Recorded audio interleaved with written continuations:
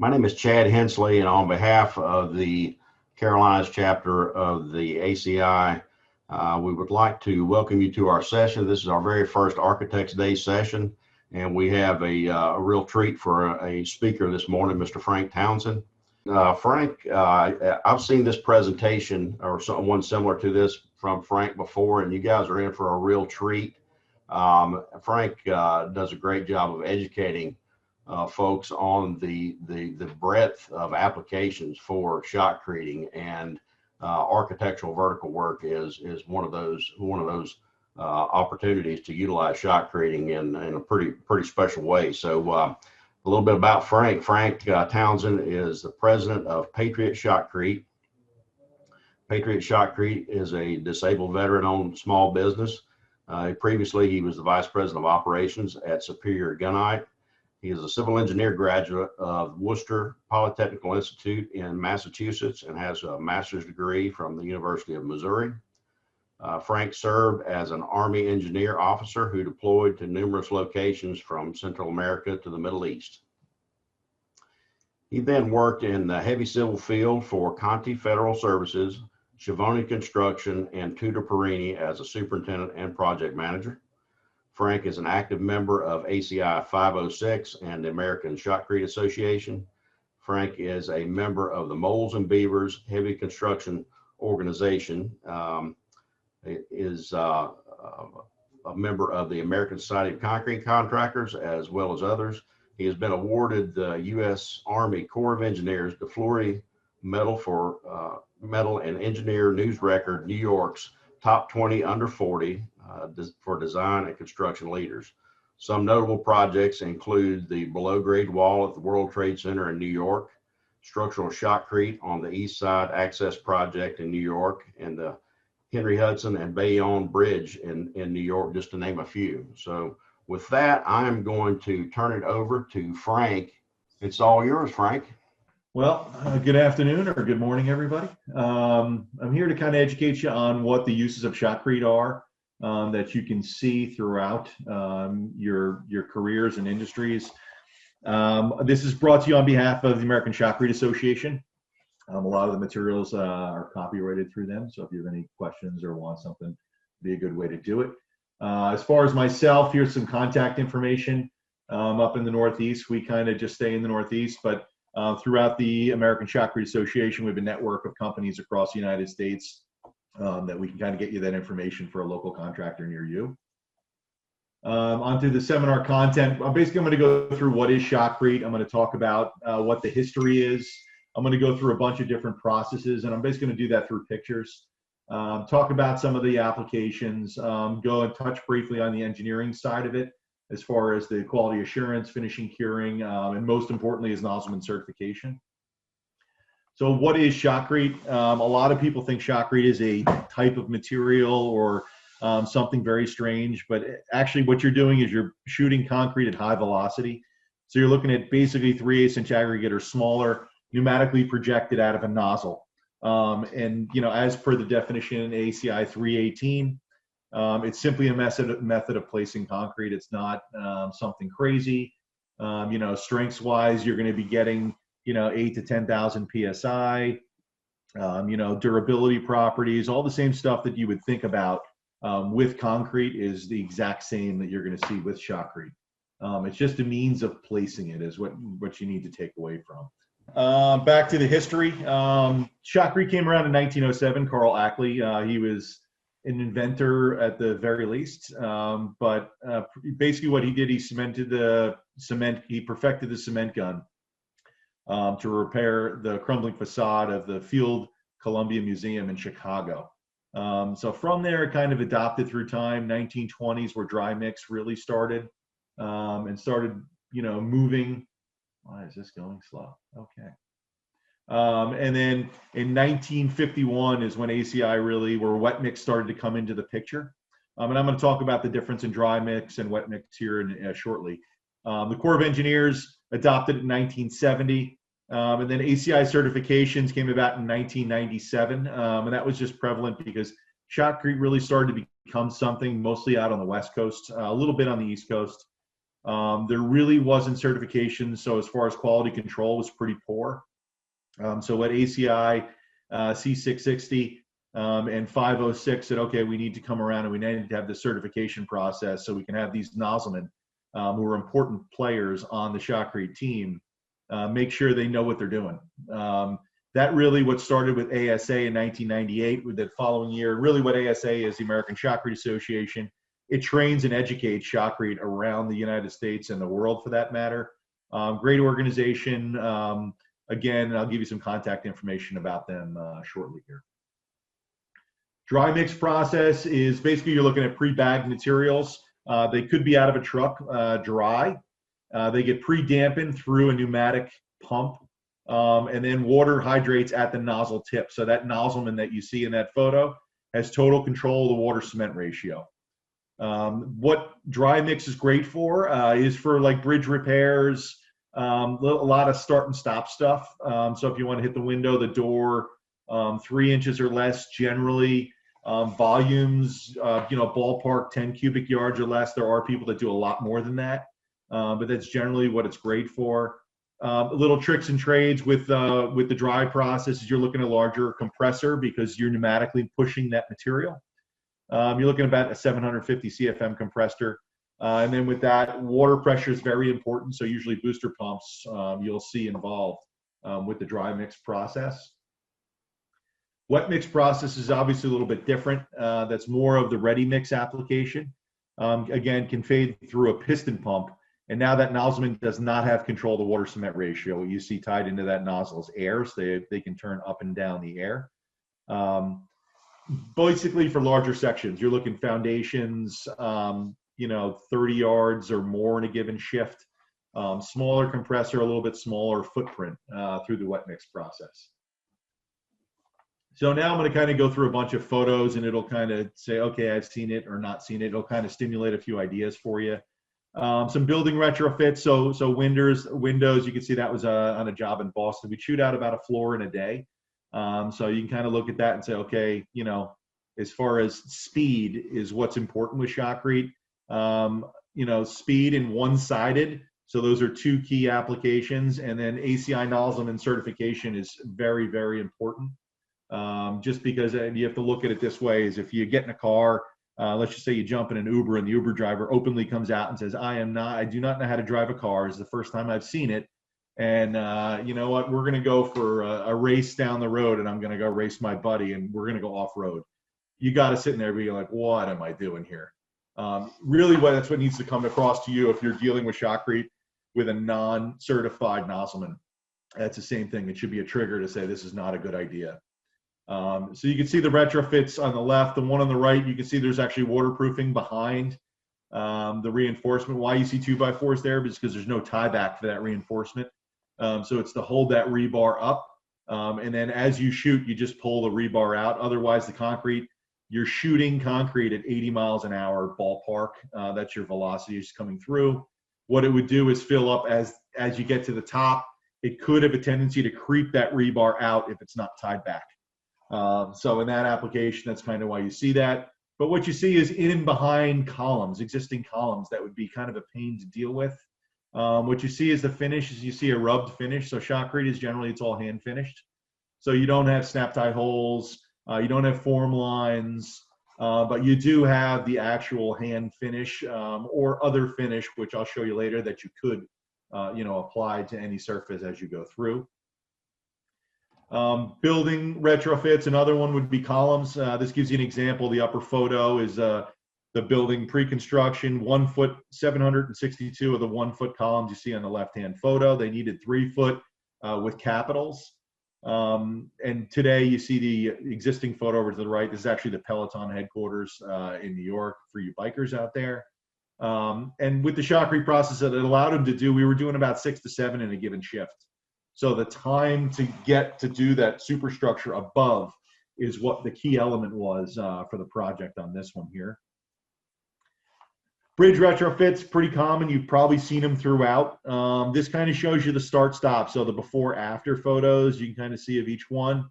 What's important to see here is with shotcrete repair is square cuts, no feather edging, roughened surface. You can get behind the reinforcement, and then prior to placing, you would surface saturate. So that would kind of be the sequence through. But you can see, as far as bringing, infrastructure back to life, that's one of the most common ways to do it.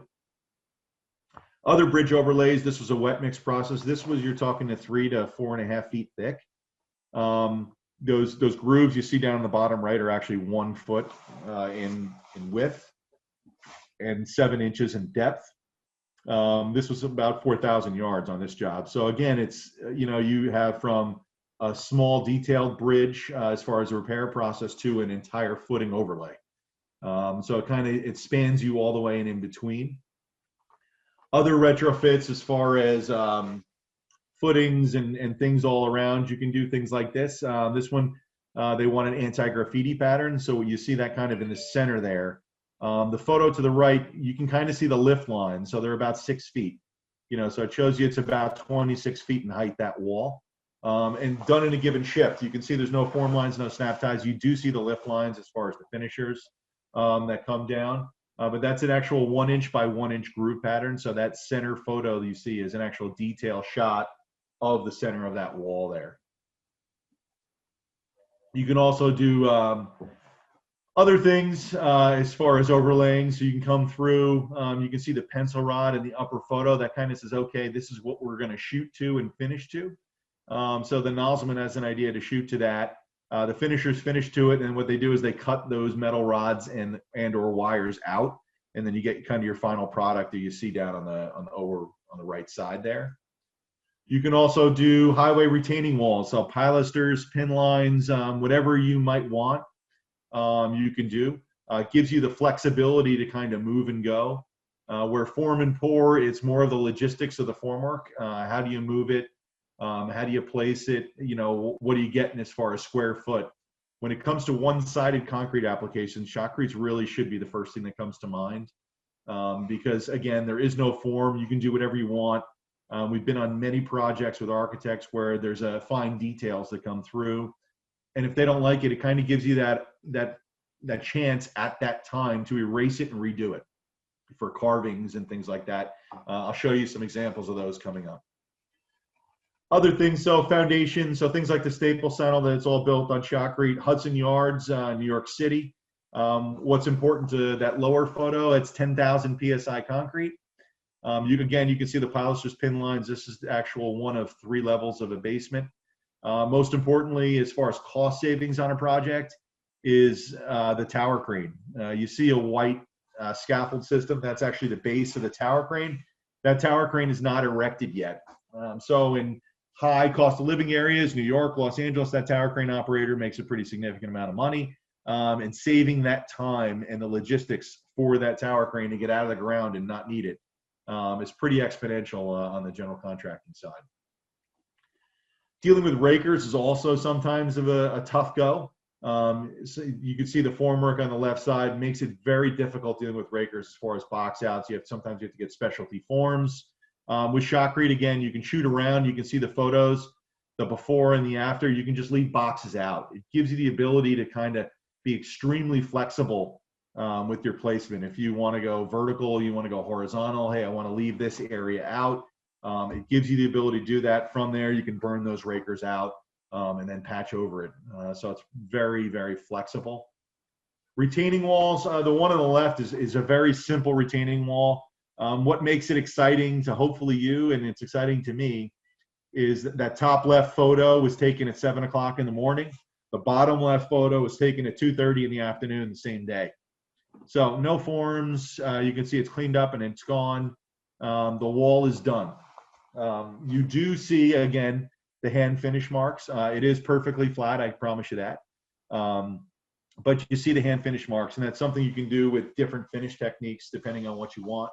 But this shows you the speed. With shotcrete on a flat wall, I think you can look upwards to, on a good rub finish, you're probably looking at 1,500 square feet of shift. Architectural wise, the more details you put in, the more that comes down. Flood walls over on the right, also retaining walls, gives you the ability, if you're shooting, if you got sheet pile or any center medium, and you got concrete on either side. It gives you the ability, okay, now it's two each one-sided walls. So constructability, shotcrete makes a lot of sense because it's two one-sided walls, makes it very simple. And with radius and unique structural walls like the upper left, you can go around and shoot through that. You can either back form it, so put a form on the one side and shoot to that, or you can put stay form, which you see in the lower left photo. You can put it in between the two mats of reinforcement, or if there's one, like you see on that lower left, you can put the stay form on the one side, shoot the one side, strip the stay form, shoot the other side. So it kind of gives you that flexibility and ability to make different shapes with no formwork, where it might be difficult to get formwork in. Columns wise, you can shoot round columns, square columns, whatever it might be. It gives you that ability to be flexible if, for instance, the columns are coming in late or there's a repair or something there. You know, normally you would form and pour these with the level above, but it kind of gives you flexibility if that's something that needs to come afterwards. You can come in and create those columns like I showed you earlier on an earlier slide. Onto the architectural side, you can see actually this structure up here was completely placed with shotcrete. And I'm going to kind of go into more pertinent things on the architectural side. So finishes wise, you can do a whole nature of different things, from carving, stamping, exposed aggregate. What you see in the upper right-hand photo would just be like a natural gun photo. You can see the gentleman in the middle, that's a rod finish. And obviously the bottom one, that is actually concrete and it's carved. And I'll show you some other carved things coming up that are, you know, pretty exquisite on what people can do. So this kind of gives you more of a close-up shot of what these finishes look like. So a gun finish is that rough and tumble. A rod is generally good for foundation, something that's going to get covered anyway. Sponge float, what I tell people is that's the best for, it's like, looks like sheetrock. As far as, you know, if you want to see what that is. And then the next one is steel trowel. The steel trowel is very shiny. The problem with steel trowel is, you know, people always say, oh, I want the steel trowel, is later in life, you don't know what the structure or what's going to happen to it. And I know that the sin is, oh, we're going to paint it. And I know nobody wants to hear that. Paint is not going to stick to a steel trowel finish because you're bringing the fat out and you're sealing that off, where sponge float will. That sponge float gives a little bit of texture, so it hides that sheen. It also will be able to absorb better. That steel trowel, once that on, and for any reason you want to put some kind of a treatment on it, that steel trowel is going to have to get roughened up. So that cost, that's one thing I just try to be mindful of when I tell people about that.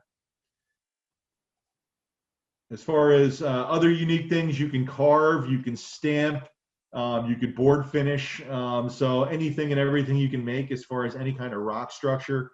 I can tell you that the finishers that I've seen across the country that do this, I've seen some pretty amazing work, especially out of the California region. There's some pretty fantastic finishers there. And then from there, if you want to make some, you know, Scoopy ride, like the upper right, that's actually a Disney adventure. And then from there, the lower left, to place on a slope and stamp and color is pretty difficult. With shotcrete, it's pretty easy because we're dealing with lower slumps. Shotcrete, ideally, out of the nozzle, we're looking at 3 inches or less. Where form and pour, obviously, you're looking for 3 inches or more. Board finishing, you see on the lower right side. Again, you can shoot and stamp it. You don't like it, you can take a trowel, flatten it out, re-stamp it. And so it kind of gives you the flexibility to give you what you want when you want. Rockscapes all the way through, so you can carve, stamp, finish any kind of rock, whatever rock structure you want. This was actually one that was done in Vermont, 100 to 140 feet in the air. And it was, you know, carved all the way through, 3.5 feet thick, and it actually went up inverted overhead. So it was to match the existing rock. So it was form lined, as you can see in the lower left-hand photo, from there down, and it was shotcrete all the way on the top section. You can do unique details like this fountain you see here. Again, it's just a fountain that was completely ripped out. They wanted to put it back in. So if you see the details in the lower photo, pretty difficult formwork to get that done. The shotcrete process, you're able to walk your way right around and work it through. The architect was actually very involved on this project, and there for each shoot said, okay, I don't like this line, get rid of that line. So you're able to remold things as you go. Tunnels, a lot of tunnels mean structural, but with tunnels, there's many architectural features that people don't realize through. As far as a tunnel that ties into the tunnel, they're called fish mouths. And how does that look and how does that tie in? If you had to form and pour it, just the cost of form work, though, it's probably a one-use form. So it makes it very, very expensive. And then you can kind of see in that wall there, that's actually a shear wall there with the windows and the door, and that was shotcreted. What you see is stay form. So if we shoot against the stay form, again, like I said, we'd shoot the other side. Again, it allows that access to get all the way up tight in the finish, where if you had to form and pour it, you'd have to bird's mouth it and deal with it that way. So it made it very difficult. You can kind of see some other ones there in the lower right-hand photo. And you can do unique things like wine caves. I know there's not a ton of these out there unless you're in Northern California. This one actually, believe it or not, was in New Jersey. But you can make whatever structure you want. If you want it to look like, whatever color, whatever feature, and you can see that here. You can do whatever you want. It gives you the flexibility. You can see lights were inset. Everything was inset prior to placement. And architecturally wise, pools, I know probably a lot of people don't want to hear it, but I will tell you, is the most cubic yards placed for shotcrete around the world is for pool installation. There's some pretty dramatic ones. There's some great pool builders, the American Shotcrete Association, that do vanishing edge pools and all sorts of different things. Ourselves, we've done more of the amusement large scale type stuff, or the detailed, like a shark tank or something like that. So water retaining structure. So a lot of people saying, okay, it's shotcrete, it's probably going to be weak. I can promise you it's holding this shark tank. It's got 14 different sharks in it. This is in a gentleman's backyard in northern New Jersey who has a little too much money to spend. Also, you can do zoo exhibits. Unique, like you can look at that and say, okay, that's definitely rock. I can promise you that is shotcrete that's stained. So it kind of gives you the flexibility saying, okay, do I need to bring in this enormous rock for this feature that I want inside my building, or this tree that I want inside my building? Well, you can stud it up with reinforcement, and you can actually shoot it, create it, color it. So now it looks like you have a real tree, but it's actually made of concrete. Or you can see this line here. This line is actually hand carved, hand finished all the way through. So again, the details that you can do through placing, if you can't get it. So if it's just something like, okay, I want to get this precast, I want to get it dropped. Well, maybe you can't do it. Maybe for whatever instance on your project, it's just not possible. Shotcrete gives you that flexibility to say, okay, maybe let me see how I can get this thing done another way. There's other architectural projects out there. The building in the upper left-hand corner, that's actually up in Los Angeles, but that's all shotcrete. So it's a curved structure all the way through. So difficult formwork. Again, you can see that walkway in the lower right-hand photo. Extremely difficult if you had to form and pour that. Again, shotcrete gives you the flexibility that you can make these different shapes, colors, textures, whatever you might want. You can see these again. These last four were American Shotcrete Association award winners. So you can see this has been done. It's something that you could say, okay, like I want to do it, but the cost and how do you really do it? Shotcrete can give you that flexibility to make these things actually happen. Onto the why shotcrete works and how it works. A lot of shotcrete is done dry process or over existing concrete. Dispel a few rumors here is a lot of people say you need bonding agents. With shotcrete, there's absolutely no bonding agents. If you were to put a bonding agent down on that surface, which is square cut, no feather edge, rough, and you put a bonding agent down, you're going to shoot concrete at high velocity. So let's call it, 80 miles an hour. That aggregate and that material is going to niche away that bonding agent. So now you're going to have bonding agent inside your mixture, which now is not what you tested. It's not what you want, because bonding agent's a bond breaker once it's dried up inside your material. So a bonding agent's not a good idea. I know a lot of people think about cold joints and they say, okay, well, shotcrete, it's going to be worse because of cold joints. Cold joints happen throughout the construction process. Shotcrete or not, form and pour. It's extremely common. You have to wait for a truck. Things happen. You can't vibrate through the next layer. Shotcrete is actually a little different with that. So shotcrete, as you're shooting at 80 miles an hour, you're going to lay your surface back on a 45-degree angle. So it's high energy placed, and what it does, it basically niches into the surface. So think about the bridge repairs and things like that. So if a truck doesn't come, for instance, you can prepare the back surface. So you get a scratch trowel, scratch it up. And then from there, you're going to cure it, but with water cure, because if you use spray cure from there, that's actually a bond breaker as well. And then you can roughen it up and start back on. So you can bring this out in layers. So if you're looking at a layered application for walls or, anything, a lot of things we've done with ceilings. So you have a layered application that's coming down, you want a rounded ceiling, you can deal with it that way. Formwork with shotcrete, obviously, you can go with one-sided forms, or, where it's most effective is with no forms. And really, it's many, as you go through, it's great for like the carved, the tapered, the unique sections. So things like this. You have this radius section. If you had to form and pour it, it would be probably pretty expensive to get that formwork, erect it, dismantle it, all that good stuff. Where shotcrete, you can see that formwork. I promise anyone on the phone call could probably hold a sheet of plywood. You could shoot on the other side, shoot the wall up, say 5 feet. You can hold the wood there for say 15 minutes. Strip the wood, the wall's going to stand. So it kind of gives you that flexibility. You can see the bracing there on that wall. It's next to nothing. It's not really a big deal. As far as reinforcement wise, it's the same as form and pour. And I mean that with a caveat. As far as like if you have number 11 reinforcement at 6 inches on center, shotcrete is not a viable option. That's self-consolidated concrete.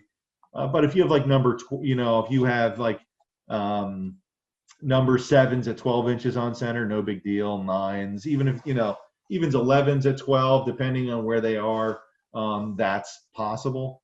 But for the most part, is multiple layers. Anything you have with form in place, you can do.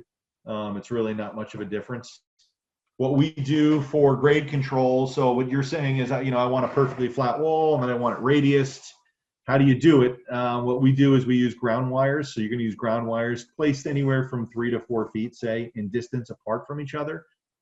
They're high tensile, so you can actually, they're very tight.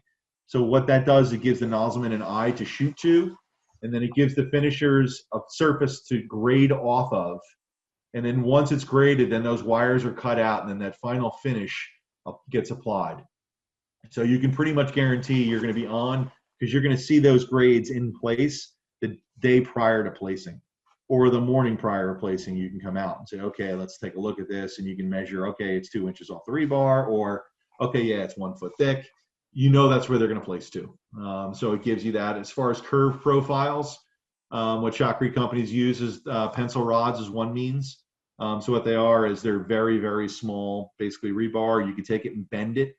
And you can make it into crazy different shapes. You can shoot to that. And again, the same principle applies, 3 to 4 feet across. And then you can grade off of that pencil rod through. As far as admixture technology, it's everything you're going to deal with form in place. It's the same stuff. So, in the winters right now, a lot of our mix designs are going to have silica in it, so we can get heat of hydration up faster. In the summer, we probably won't have silica unless it's an overhead, but we'll have fly ash and slag to get the heat of hydration down. So similar to form in place, the same stuff. Steel foggers, polyfibers, retarders, hydration control admixtures, all the same stuff you're going to play with form in place, you're going to do with shotcrete as well. As far as quality control, mix design, you really want a history of performance, past projects. Test it at the pump or point of discharge. It really should be at the point of discharge. Water cement ratio is critical, and with shotcrete, if you have a water cement ratio that's high, let's say it's a 0.42, you're really not going to be able to stack that concrete very high. So that's going to be more of a situation where you want that concrete to act more of form and pour. So most of your water cement ratios are very low, 0.4 or less, really because it's stackability. We're looking 3-inch slump or less out of the nozzle. We're looking to get height. So we're looking to get up 4 to 5 feet and then down the wall or whatever that structure might be. ACI certification is extremely important. I'm going to talk about that a little bit more here, and as well as test panels, and then panels versus cores. I'm going to kind of go into those in detail here very shortly. Shotcrete evaluation and testing. So pre-construction testing, that's mock-up. So what mock-ups are, it's the worst case situation that's on the project. So the heavily congested, farthest pumping distance, whatever it might be, you generally want to do these months out in advance. The nozzlemen that shoot the mock-up are the ones that can shoot your job. Look at an ACI certification as a driver's license, and then look at it different as if you were going to have them as a driver for your company, right? You probably want to test them and make sure that, okay, do they really know how to operate a backhoe or whatever it might be, or whatever specific thing you have. So test panels then from there can be cored or saw cut, whatever tickles your fancy. This one here that you see in the lower left-hand photo, those are number 11s, and that front L. You can see them also in the picture right next to it. So they saw cut through this section. Extremely difficult section. I would tell you it's not for the faint-hearted. And then there's other stuff. So columns. So there's 4 layers of reinforcement shooting through one direction. Those are number 9s, I believe. So pretty heavy bar, and shooting through 4 layers of reinforcement. So as far as encapsulation, all the things that you might be concerned with, you can see it live from the person. So each nozzleman shoots through a mock-up. You can saw cut it and core it. You can see it from there. With that, those cores and saw cuts, really you want to get it through reinforcement. So a lot of people will saw cut it. Oh, I'm going to cut it here. I'm like, well, you really want to do it through reinforcement so you can see if there's shadowing or anything like that, to go through it. And evaluation-wise, also obviously the RE would probably want to look at that. As far as production testing, typically with form and pour, you do cylinders. Shotcrete's a little bit different here. So shotcrete, again, you're shooting out of a nozzle at high velocity. You're shooting the wall, say like you see in this photo here. From there, at every 50 yards, you shoot a box. So 50 yards or less. So let's just say if it's 30 yards that day, you shoot this box. You see there's different variations of that box. There's some with mesh. That box makes it pretty difficult to core. Reason being is you're going to lose the distance of the sides of the box. So generally what you'll see is these boxes are splayed out. So you shoot that box, you let that box stays with the wall. So it's going to deal with the wall. Same curing, same weather, same everything. You come out and you core that box. You see the cores there, and then you break the cores. You do not want reinforcement in this because you're really actually testing the strength of the material. So this kind of gives you a better azimuth as far as where your material is going with strengths. Shotcrete, like I said, it's a higher strength. To get a 3,000 PSI shotcrete, it's pretty difficult to do because of the principle is you're coating all of the aggregate pieces. Aggregate might be sand, they might be stone, but you need to coat it with paste, right? So your cementitious and shotcrete is generally much higher than form and pour traditionally, as you were to place a wall. I showed you a lot of great examples of how shotcrete is, you can use it in all these different applications, and how it makes sense everywhere, but there are some effects that you need to be aware of. One of them is rebound. So rebound is inevitable. So if you're on a shotcrete job and a shotcrete contractor says, oh, there's no rebound, that would be the first bell that should go off in your head. What happens is you're shooting concrete high velocity, the aggregate's going to kick back until you get a decent amount of paste on that back surface so the aggregate can convey into and stay and then build and build and build. Also, as you're shooting, if there's reinforcement, that aggregate's going to hit that reinforcement. So that rebound is not to be used in any application. So that rebound is garbage.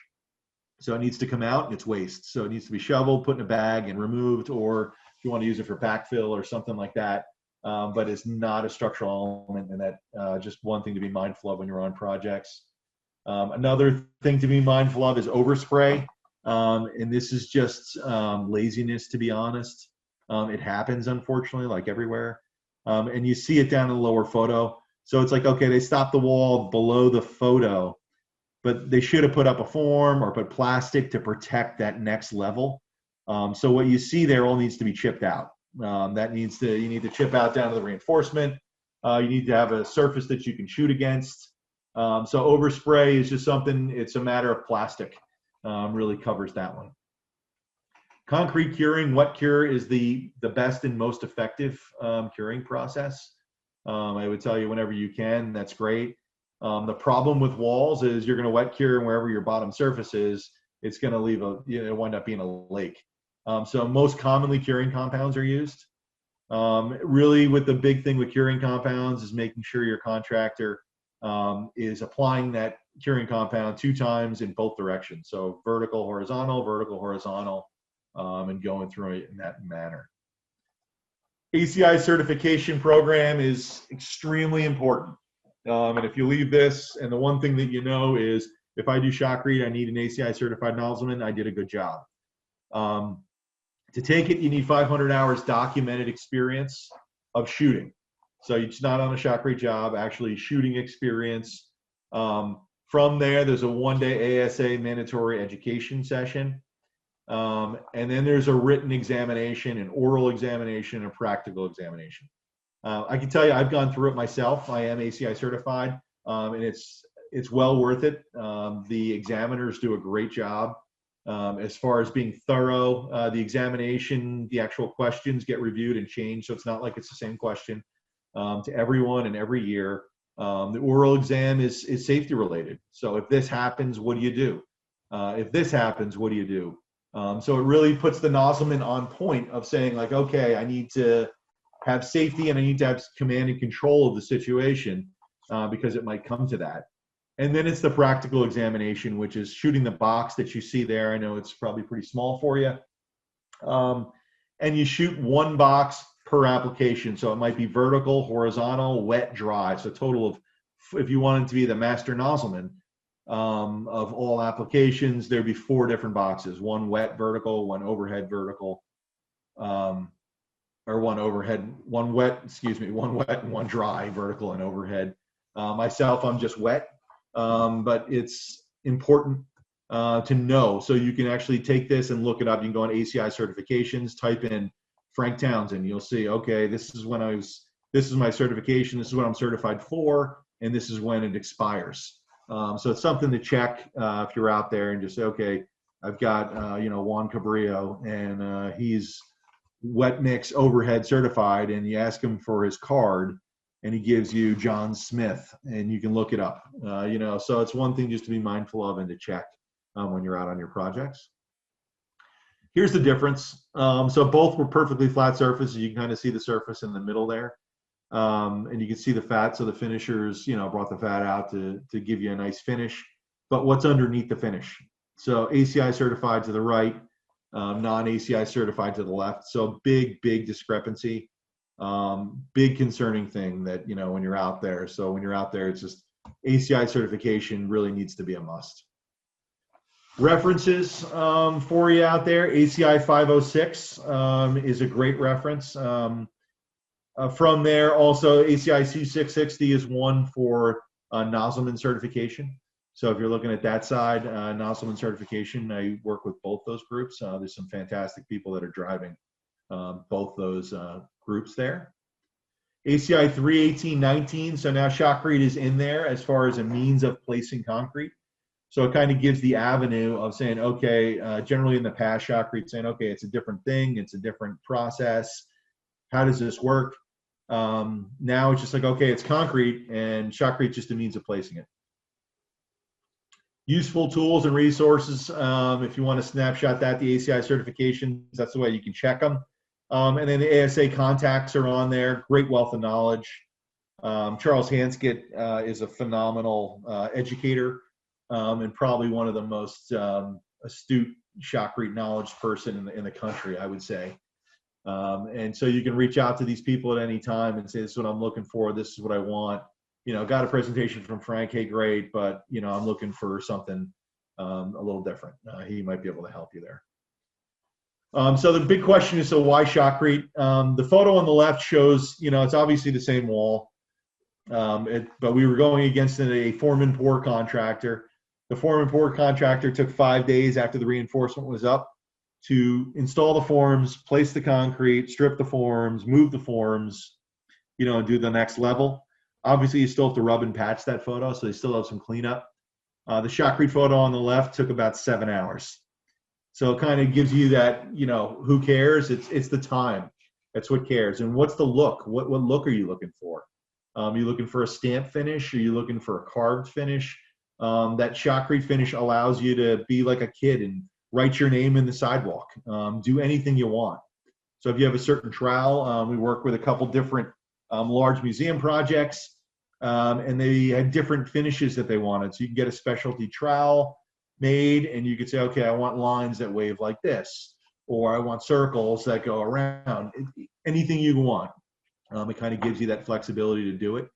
Obviously, with shotcrete, it's less equipment. Operating space is much smaller. I will say dry mix takes up a little bit of space just as far as material wise. And man hours, it's a lot faster process to go through as you're placing it. So the biggest thing with shotcrete is it's not the answer to your jobs. It's just one tool out of your toolkit. So like shotcrete's a screwdriver. Hammers are used for something else. So self-consolidated concrete, mass concrete. If you're doing decks, it's form and pour. So it's just one thing to think about as you go through and you have questions through. So what I'm going to do now is I'm going to go into questions and answers. I see 5 that are open right here, so I'm going to go into those real quick. So how about the size of quartz aggregate pumping in? Are these types of concrete use only sand or seeing reactive powder concrete? Yes, so generally you're looking at 3/8 inch aggregate for your wet mix process. Dry mix, you can go to like a sand. So it gives you that flexibility. To go beyond 3/8 inch to go to 3/4 is really more of a safety hazard because you're shooting that concrete, like I said, 80 miles an hour. It's going to impact that back surface. That rebound thing I talked about makes it difficult. So that's why you're looking at basically 3/8 inch as far as, and also line distance and pressure on that nozzleman. Next question is, what is the accuracy of finished surface? Some waterproofing is sensitive with the surface flatness. Any exact range would be appreciated. We can tell you it's probably plus or minus a 16th or something. You can, like with the wires, it's right on. So forms can move, they can undulate in and out. There might be something on the form that gives it like a little heave. With shotcrete, it's where you're setting those wires, and you're basically cutting right off those wires. So you're going to get those right on. Next question is, how do they place to the correct thickness? That kind of goes with the wires. So as far as thickness requirements, if you're saying, okay, the back surface, the walls, you want 3 feet off the back surface, the wireman will set the wires 3 feet off. Or if you want 2 inches off the reinforcement, we can set Z-bars and pull it off the reinforcement. Next question, how to evaluate the thickness of shotcrete practically? Practically as you do it with the wires or the pencil rod. If you really wanted to and you don't wanted to check that when the wires are up, you can shoot it and place it. If you wanted to stab it, you can do that. So you can take a rod, push it all the way through, pull it out and measure it. You can do that as well. But it's generally done pre-application. Easy check is, the wires are set. You could say, okay, what's the neat line volume? The neat line volume will be, let's just say it's 50 yards. If the shotcrete contractor places 40, obviously you got a problem. They place, 55, that's probably normal. 60 or more, maybe the rebound's a little bit higher that day. Next question. Shotcrete used in structural concrete applications like critical regions such as the interface shear interface, joints of pre-stressed members, since surface roughening of the condition is intended to be provided. Yeah, as far as structural applications, I can tell you the foundation for the World Trade Center, Hudson Yards, Staples Center. So 3 notable things probably everybody knows about. It's used for. So we place up to 10,000 PSI, 2.5 to 3 foot thick. We do more of structural foundations probably than anything else. And then as far as if you're going into an existing situation, so a bridge, yes, you'd have to roughen that back surface. So you'd have to take a chipping hammer or something, roughen up that back surface. Again, surface saturate, and then you can shoot back onto it. Has it happened? Next question is, has it happened to deal with plastic shrinkage cracking? Yeah, shotcrete is concrete. So they're definitely, you know, it's something to be mindful of. With plastic shrinkage, it's more prevalent with shotcrete than it is with form and pour. Reason being is you have that open surface.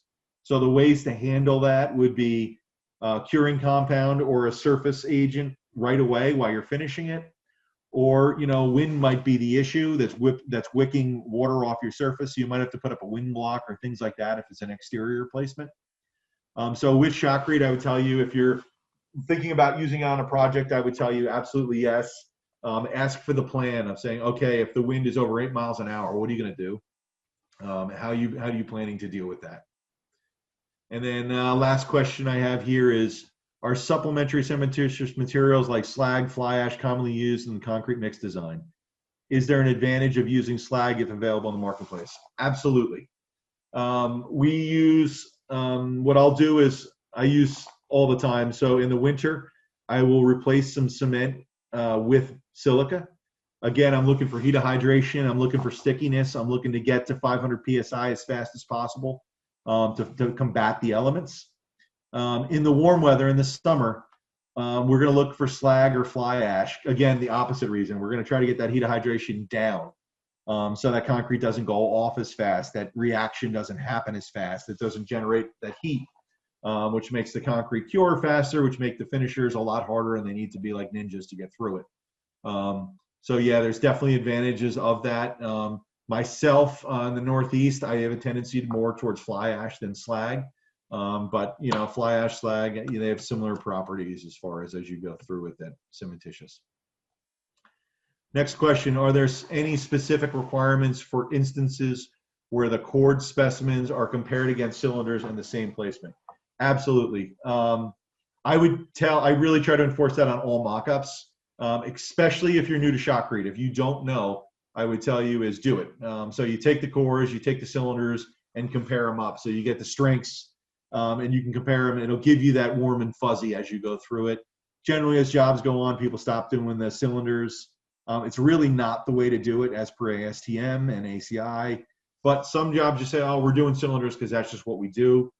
It's not really the right way to do it. The right way to do it is to do the boxes and do the cores.